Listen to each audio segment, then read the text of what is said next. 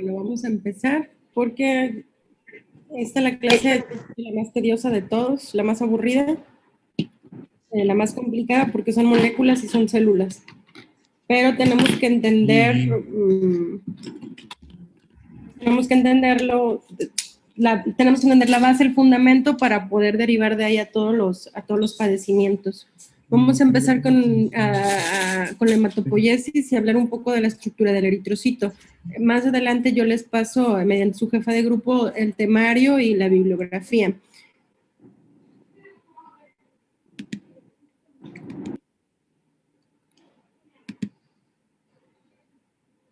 Bueno, yo soy Zaira Jiménez Calixto, yo soy especialista en anatomía patológica.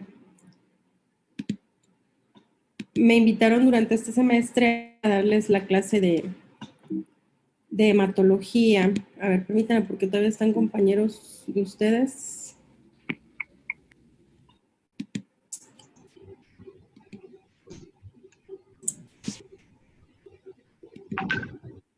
Ok, bueno, ya, vamos a empezar.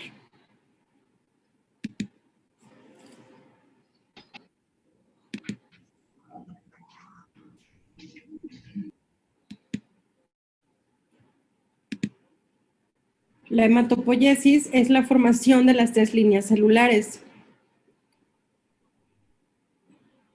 Bueno, en realidad son dos líneas celulares, es la línea linfoide y la línea mieloide. De la linfoide se van a dar los linfocitos y de la mieloide, ahorita lo vamos a ver con un esquema para que nos quede más claro, pero la hematopoiesis es la formación de hematíes o eritrocitos, leucocitos, plaquetas o linfocitos. El hematíe dura su vida media es de 120 días, los leucocitos de 8 horas en la sangre y en los tejidos pueden durar hasta 1 o 2 días. Las plaquetas duran de 8 a 10 días y los linfocitos pueden durar años. ¿Dónde viven principalmente años los linfocitos? En los ganglios linfáticos. Se producen aproximadamente 2.5 millones de eritrocitos por kilogramo de peso y 1 millón de leucocitos por kilogramo de peso en un adulto promedio. Adulto promedio, el que pesa 70 kilos, es el ejemplo. O es el estándar, o cómo se define un adulto promedio. Hombre de 70 kilogramos.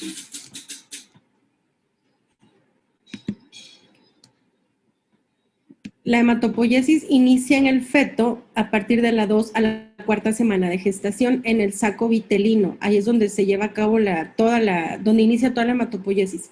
A partir del segundo mes de gestación hasta el nacimiento, la hematopoiesis se va a producir en menor porcentaje en el vaso, aumenta el porcentaje en el hígado y la principal producción de hematopoiesis es en la médula ósea. Desde el nacimiento o a partir del nacimiento, la mayor parte de la hematopoiesis se lleva a cabo en las vértebras, va disminuyendo un menor porcentaje en esternón, costillas, fémur y tibia. Y como ven, este porcentaje es, entre más jóvenes, los adultos jóvenes, la mayor producción se lleva a cabo en huesos largos.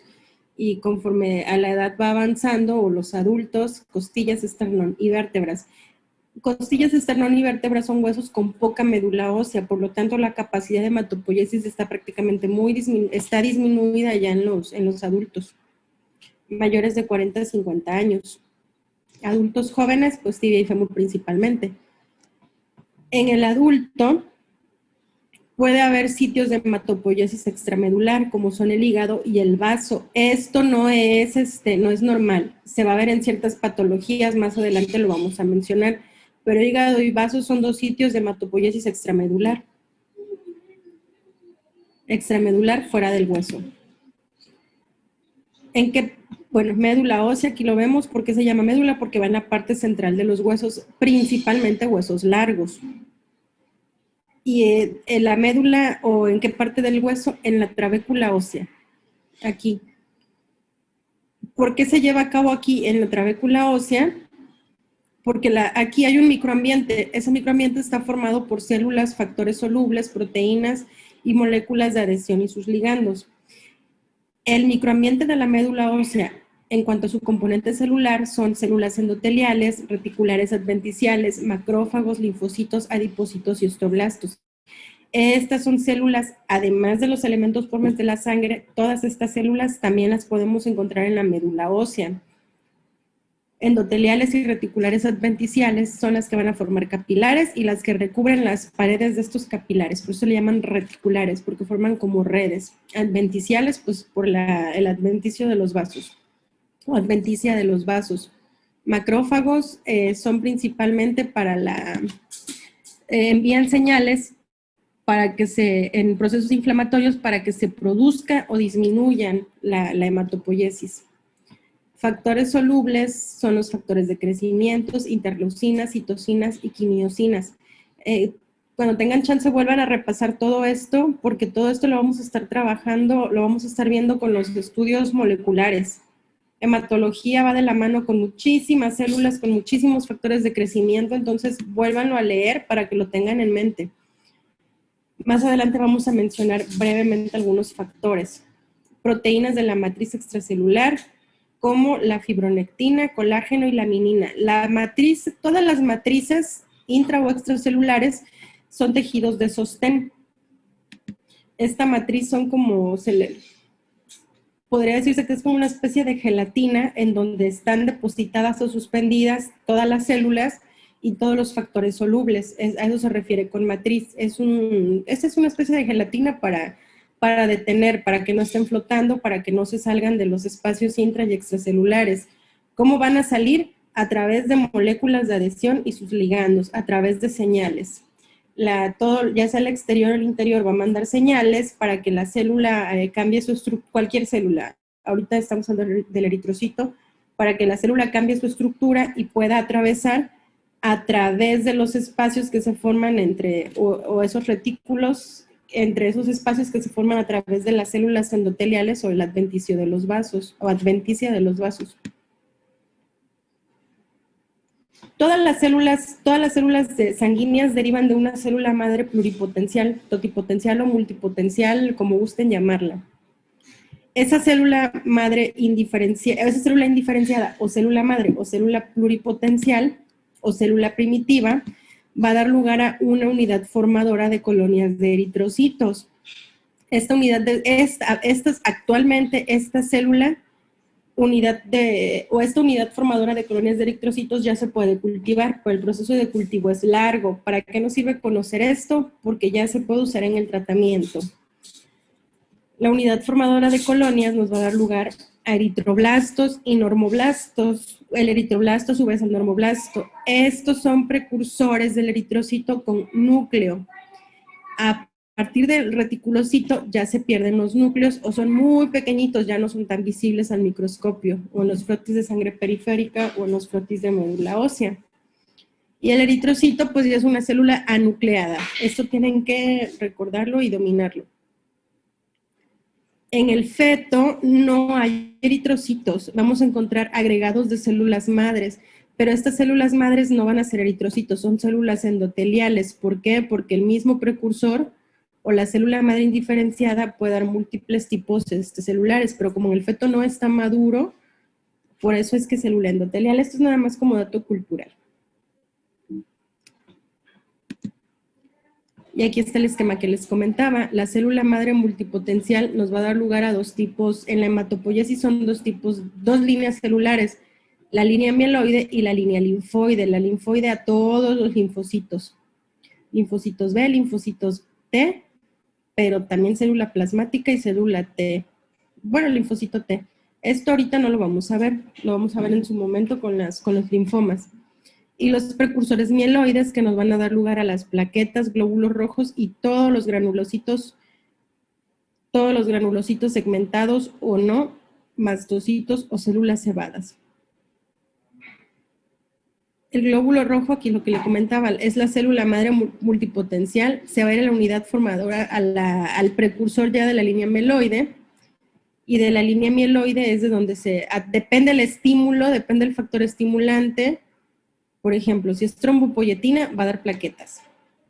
En este caso, si es trombopoyetina con interleucina 3, va a dar neutrófilos, va a dar monocitos. Esto lo vamos a ver más adelante, no nos vamos a detener aquí ahorita. Y De aquí también nos va a dar a la unidad formadora de colonias del eritrocito. Aquí tenemos el eritroblasto.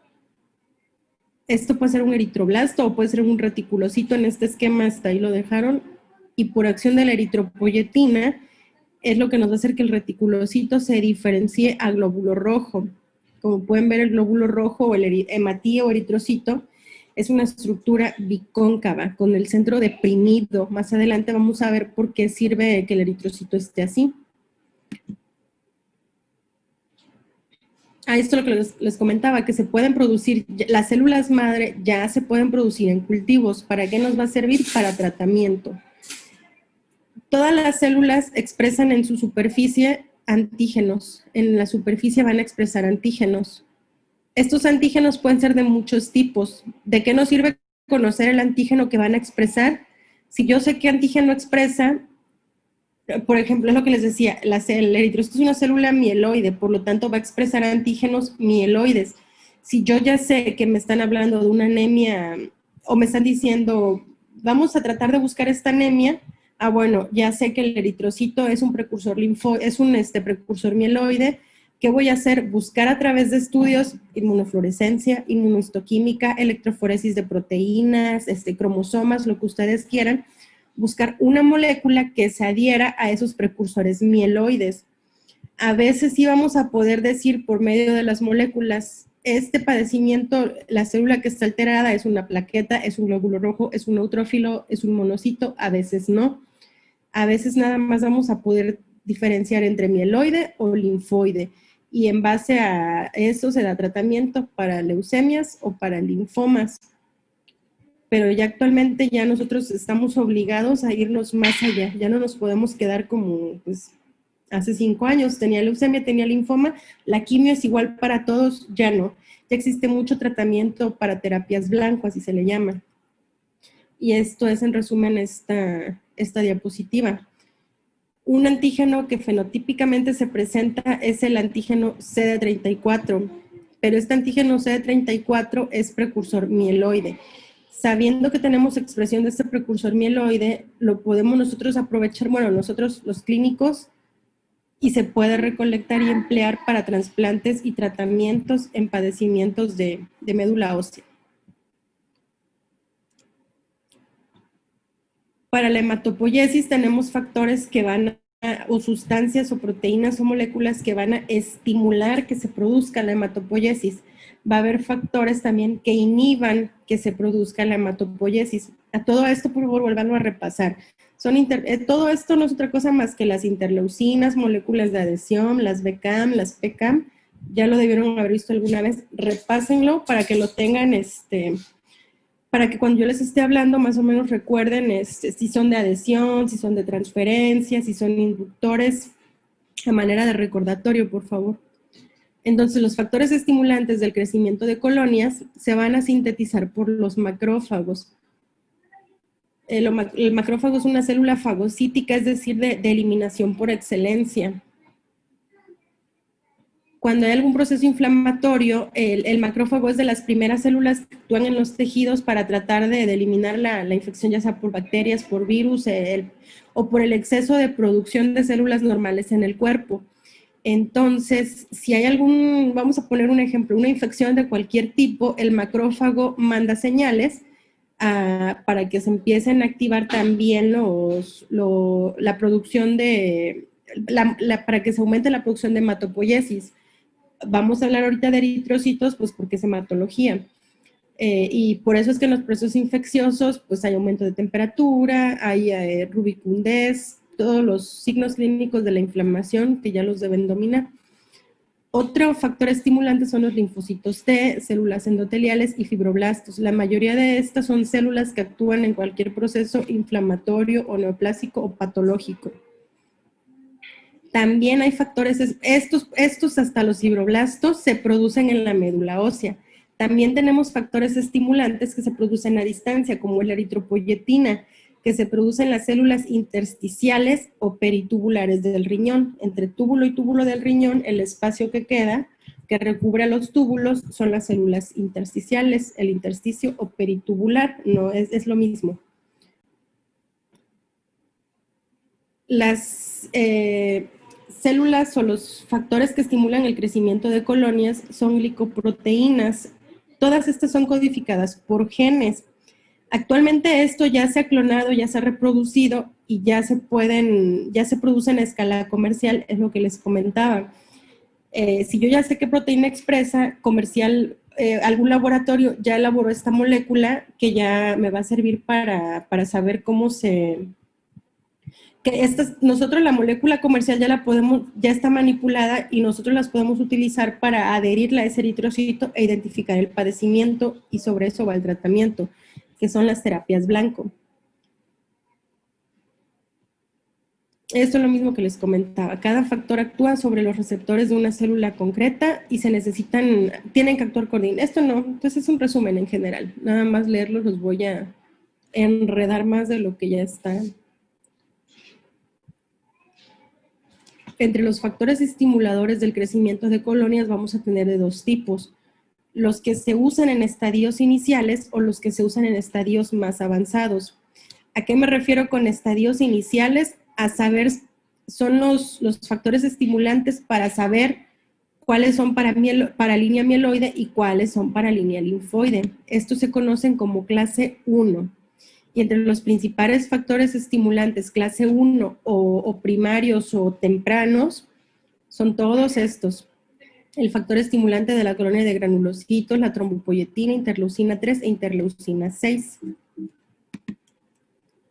Y los de estadios más avanzados o clase 2 o ya específicos son los que estos nos van a servir para saber si son para línea mieloide o línea linfoide. Los de línea mieloide son todos estos factores estimulantes. Ahora ya sabemos que se va a producir la línea mieloide. Bueno, ahora vienen los secundarios, es decir, cada uno de estos factores nos va a decir qué célula se va a producir. La interleucina 4 para basófilos y mastocitos, la interleucina 5 para eosinófilos, el neutrófilo, pues el factor estimulante de la colonia de granulocitos, y el monocito, el factor estimulante de la colonia de monocitos.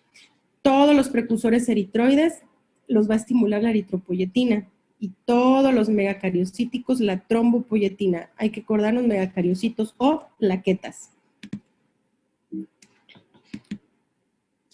Y esto es lo mismo que les mencioné, son de dos clases: clase 1, que son los maduradores primarios, o los que inducen la maduración primitiva, es decir, mieloide o linfoide, y los clase 2, o ya más maduros o más específicos, que nos van a dar lugar a cada línea celular.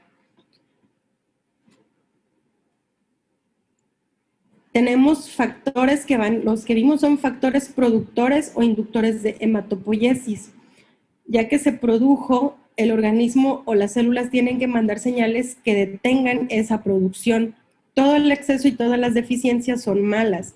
Si hay excesos, pues son policitemias, leucemias, linfomas.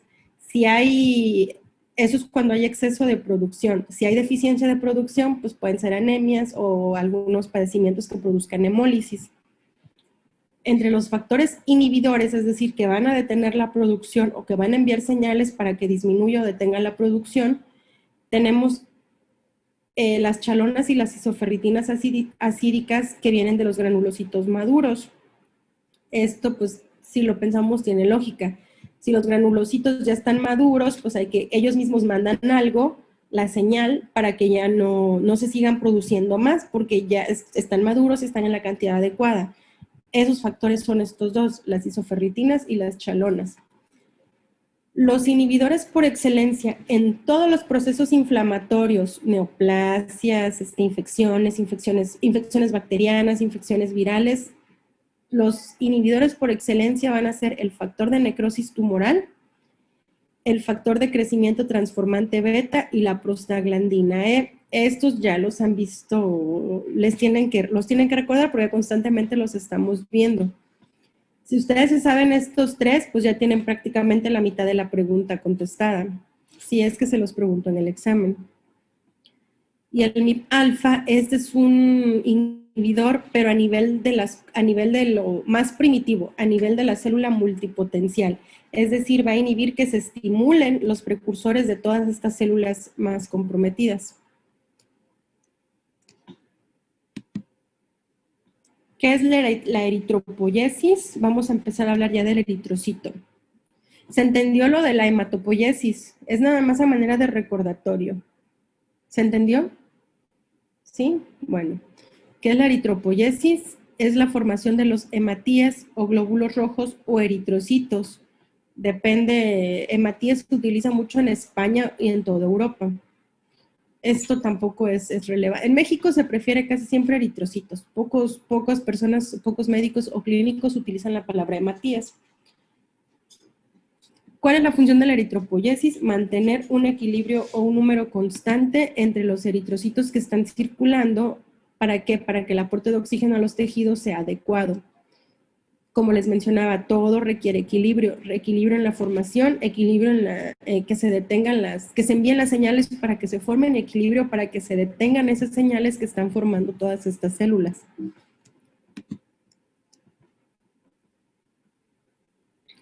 Ya tenemos el esquema de los linfoides, los mieloides, vámonos a enfocar nada más a la línea, acuérdense, mieloide, el eritrocito es un precursor mieloide, vamos a agarrar la línea del eritrocito, deriva de una célula madre.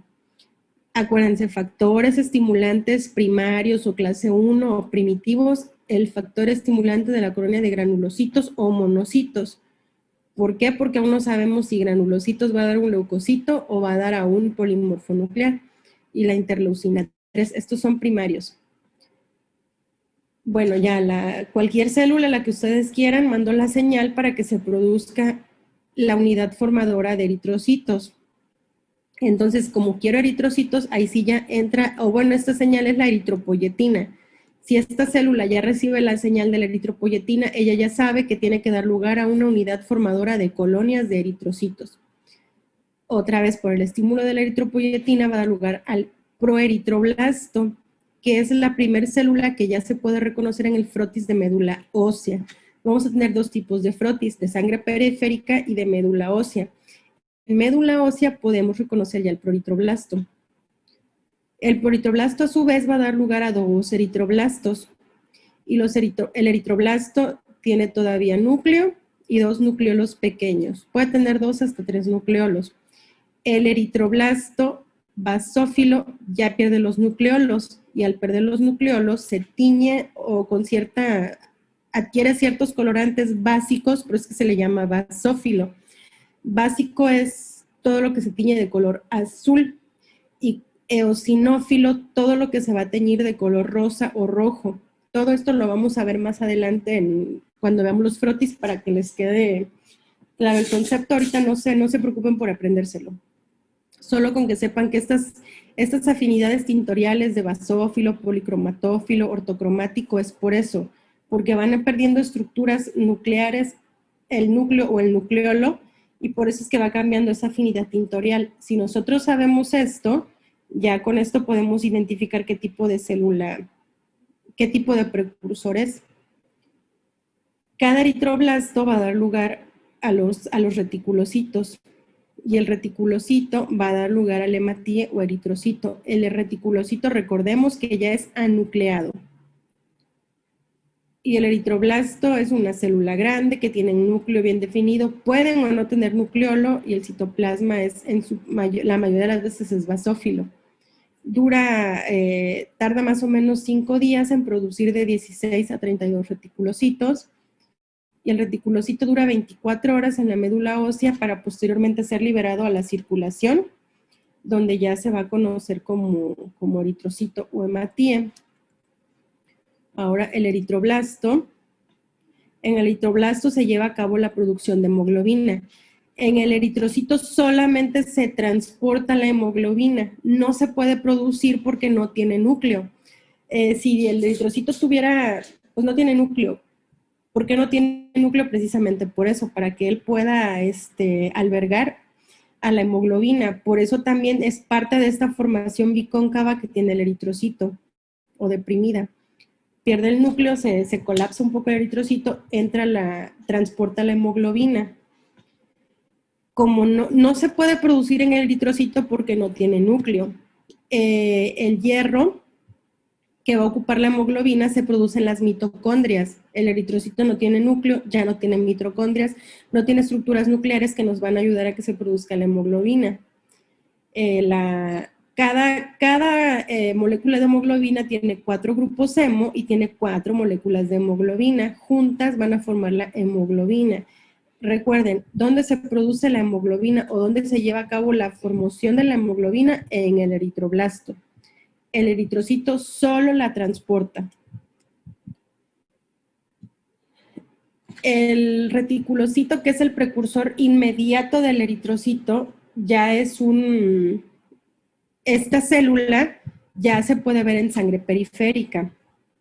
Y el proeritroblasto se puede ver en el frotis de médula ósea. Estos 2 puntos hay que tenerlos en cuenta. Proeritroblasto en células en la frotis de médula ósea y reticulocito en sangre periférica. Y el nivel de reticulocitos en sangre periférica es el índice más utilizado para valorar la actividad de la eritropoyesis, que va a estar aumentada en hemorragias y en anemias. Ok, tenemos señales que son las que van a fomentar que se induzca la eritropoyesis. Tenemos señales que van a inhibir la formación de eritropoyesis y vamos a tener también señales que van a regular. ¿Qué señal es la que va a regular? Principalmente la necesidad de oxígeno en los tejidos. Si hay hipoxia, aumenta la secreción de eritropoyetina. ¿Dónde se produce la eritropoyetina? A ver, no sé a quién tengo por ahí. A ver, la jefa de grupo, que es a la que conozco ahorita nada más. ¿Dónde se produce la eritropoyetina? Un riñón. ¿Y dónde más? En el hígado. El mayor porcentaje es en el riñón y un menor porcentaje en el hígado. Muy bien. Bueno, entonces, si tenemos hipoxia, aumenta la producción de eritropoyetina, que esa es una señal para que la médula ósea de las células que todavía tienen inmaduras produzca eritrocitos. Ah, pues miren, aquí está, en las células peritubulares del riñón y en los hepatocitos. Si disminuye la presión de oxígeno, se dispara la producción de eritropoyetina. Y otra vez lo que les decía, la unidad formadora de eritrocitos tiene poco de receptores. El máximo lo va a tener la unidad formadora de colonias. Este es de blastos, esta vez por blastos, pero esta ya es de colonias.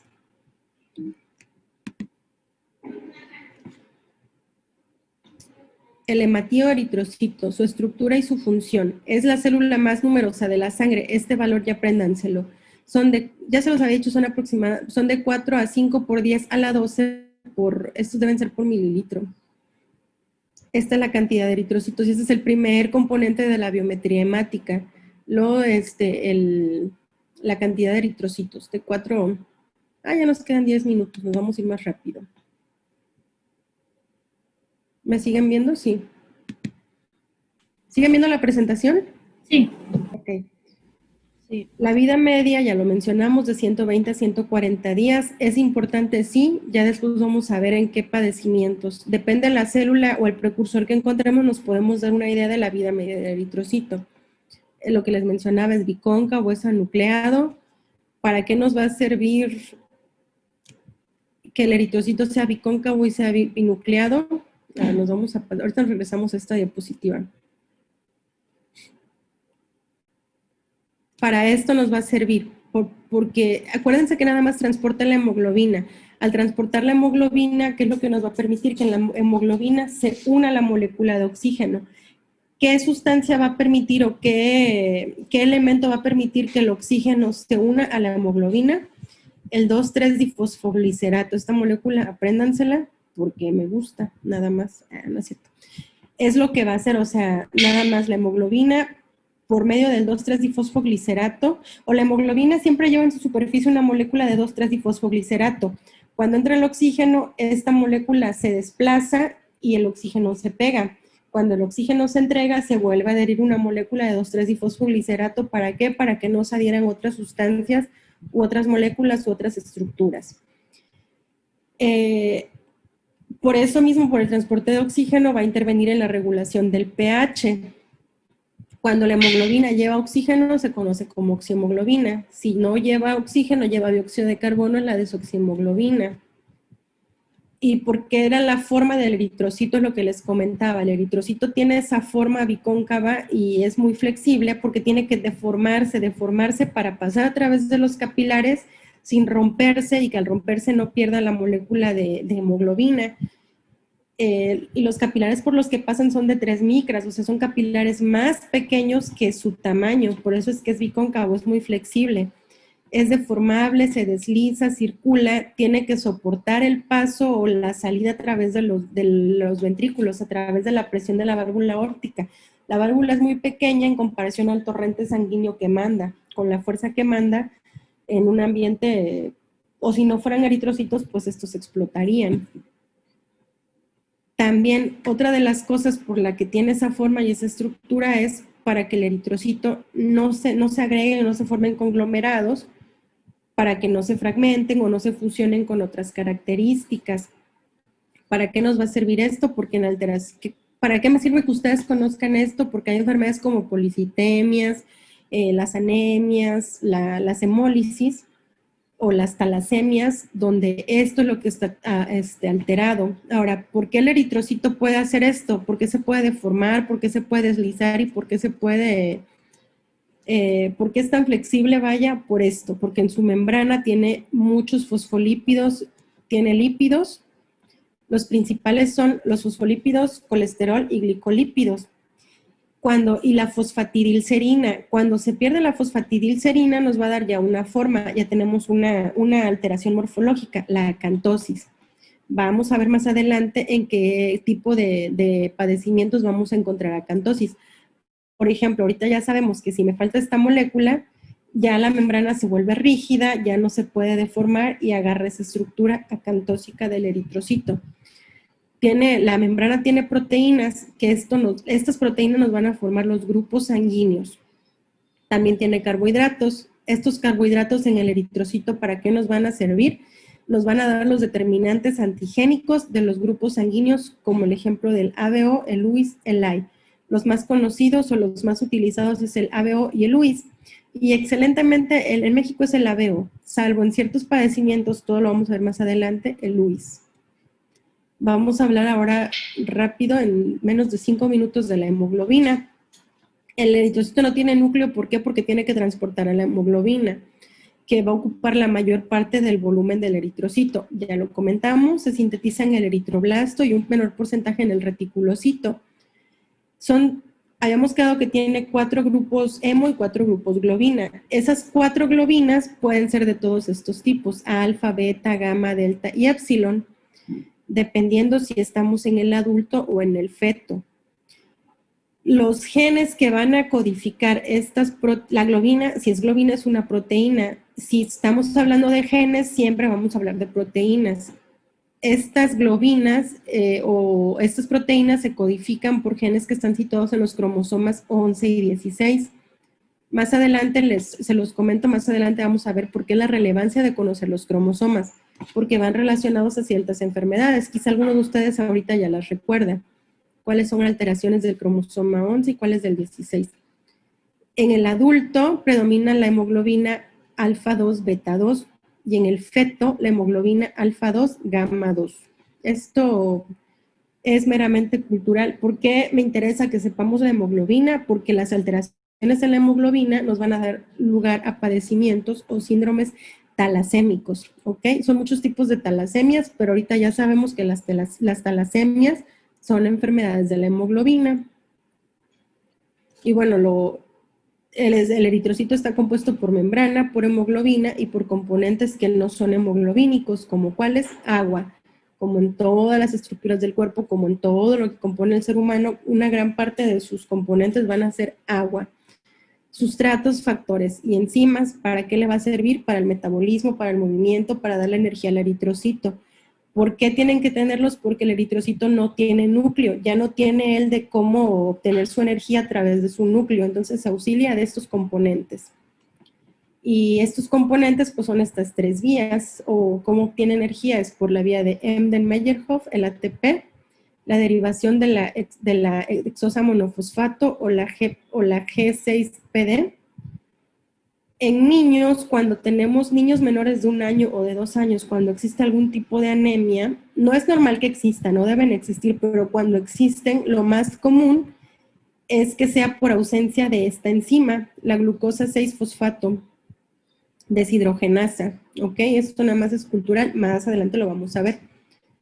Y la vía de Luberin-Rapoport, que es el 2,3-difosfoglicerato. Si lo recuerdan, es lo que les comentaba, el 2,3-difosfoglicerato es lo que permite nada más que la hemoglobina pueda, o que el oxígeno, es la sustancia que permite que el oxígeno se una con la hemoglobina. Esto ya lo vimos, esto también. Y bueno, esta es una fotografía del microscopio de cómo se van a ver los eritrocitos o los grupos eritroides en la médula ósea. En la médula ósea, así se ven. Son estos precursores, son grandes, prácticamente compuestos por puro citoplasma. Así es como nosotros poco a poco los vamos a ir viendo. Ahorita no, nada más es como para que vayan enfocándolos. Les comentaba que tiene antígenos en su superficie, uno de ellos va a ser esta es la glicoforina A. Ahorita no se los aprendan, solo esa manera de recordatorio. Una figura de mitosis, estas son figuras de mitosis. Aquí tenemos otro tipo de células, estas son inclusiones citoplasmáticas de citomegalovirus. No se los aprendan, ahorita nada más es como para que se vayan familiarizando cómo se ve la biopsia de médula ósea. Y pues ya, miren, los megacariocitos o plaquetas, ¿ok? Bueno, algo que quieran comentar, chicos, tenemos menos de 1 minuto antes de que me saque el Zoom. El temario y la bibliografía se las voy a hacer llegar mediante su jefe de grupo, ya se los comenté, ¿verdad?